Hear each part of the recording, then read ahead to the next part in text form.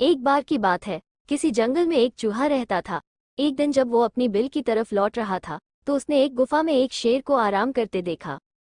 शेर को मजे में सोते हुए देख चूहे के मन में शरारत सूझी। चूहा शेर की गुफा में जा घुसा और शेर के ऊपर चढ़ गया। वो शेर के ऊपर खूब उछल कूद करने लगा और उसके बाल खींचने लगा। चूहे की शरारतों से शेर की नींद खुल गई और उसने चूहे को अपने नुकीले पंजों में दबोच लिया। चूहे ने जब शेर के पंजे में खुद को पाया तो वो समझ चुका था कि शेर के गुस्से से अब उसे कोई नहीं बचा सकता और आज उसकी मौत तय है।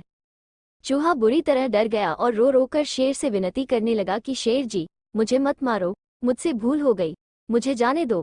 अगर आज आप मुझे जाने देंगे तो मैं आपके इस उपकार के बदले भविष्य में जब भी आपको किसी मदद की जरूरत होगी मैं आपकी मदद करूंगा।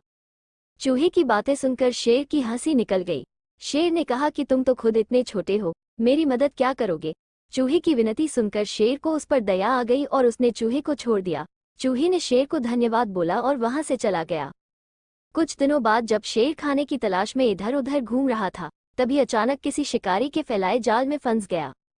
शेर ने खुद को जाल से निकालने की भरपूर कोशिश की लेकिन निकल नहीं पाया। काफी देर कोशिश करने के बाद शेर ने मदद के लिए दहाड़ लगानी शुरू की। उसी वक्त वो चूहा उधर से गुजर रहा था कि उसने शेर की दहाड़ने की आवाज सुनी।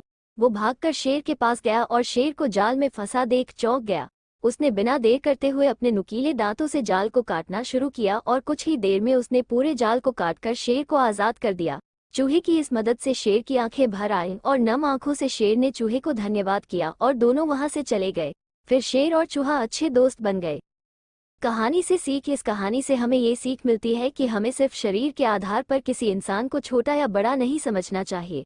साथ ही हमें दूसरों की मदद करनी चाहिए, क्योंकि जब हम दूसरों की मदद करेंगे तभी कोई हमारी मदद के लिए आगे आए।